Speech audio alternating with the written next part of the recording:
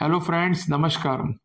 Myself is Dr. Jinesh Soni. I am an advocate and a corporate lawyer. In today's class, I will discuss about the right of private defense, when it is to be exercised and what are the justificable scenarios or circumstances. Please note down the two important credentials. Number one, the petition number, that is 1461/2012. And apart from that, the judgment date is 10th of September 2025. In that case, the accused was charged and charge sheeted as per the protocol of section 302 of IPC. During the course of trial, he was convicted and sentenced for life imprisonment. On appeal, Honorable High Court even confirmed the sentence. The appellant was a medical practitioner. His point is that there was the enmity between the accused and the deceased, and it was over the monetary transaction. And apart from that, on one of the day, the deceased, armed with a pistol, visited the premises of the accused. Just to save his life or limb, the accused snatched the pistol and finally shoot him down. So basically, the contention of the accused was that he deserves the immunity of the private defense. He submitted that the right of private defense is to be exercised without any fear of doing the calculation on arithmetical basis. And apart from that, he submitted that even the nature of injury is totally insignificant.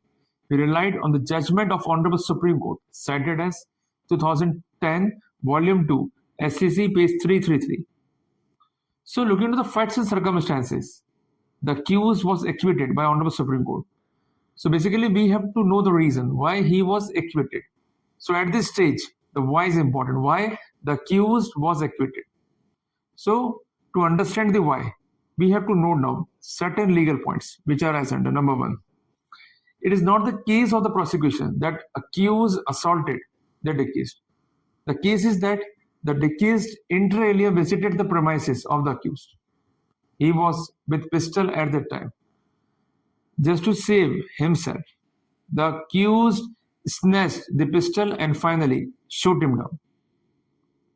So basically, the accused attacked the deceased just to save his life or limb. So basically, we could say that whenever the said right is to be exercised, there is no need the actual assault is to be committed. There is a need of a mere reasonable apprehension, which is quite sufficient to justify the exercise of right of private defense. So when the attack is to be done by the person who is armed with a pistol, and when he comes to the place of the accused, in that scenario, there is no way for the accused to apply his reasonable mind to exercise the right of private defense. Basically, we have to note down the three important judgments of Honorable Supreme Court to justify the exercise of right of private defense. Number one, Vidya Singh versus State of MP.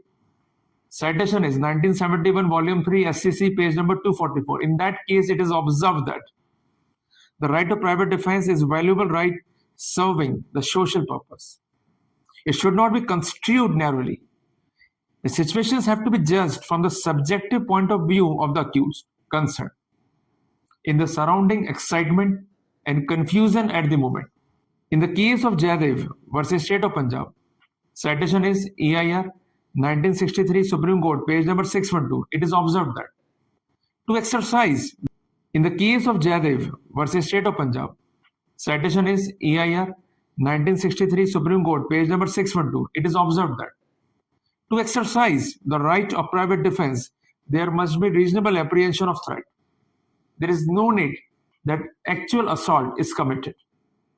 Apart from that, we are having one of the most important judgment to justify the exercise of right to private defense, that is Bhutta Singh versus State of Punjab. Citation is 1991, Volume 2, SCC, page number 612. And apart from that, we are having multiple judgments in which important guidelines are given to justify the exercise of right of private defense. The guidelines are as under. Please be noted. Number one, self-preservation is one of the most important human need. It is duly recognized even by the criminal jurisprudence of all the civilized countries, because they recognize the right to private defense, but it is not absolute. It is subject to certain the limitation should be reasonable. Number 2, the right to private defense is available only to one who is suddenly confronted with the necessity of averting an impending danger, and it should not be of self-creation. Number 3, the mere reasonable apprehension is enough to put the right of private defense in operation. It is not required that there should be the actual commission of the offense in order to give rise of private defense. Number 4, the nature of injury is totally insignificant. Number 5, the right of private defense commences as soon as reasonable apprehension arises. Next, it is totally unrealistic to expect a person under assault to modulate his defense step by step with any arithmetical calculation. So we could say that there is no need to do the arithmetical calculation to exercise and to justify the right of private defense.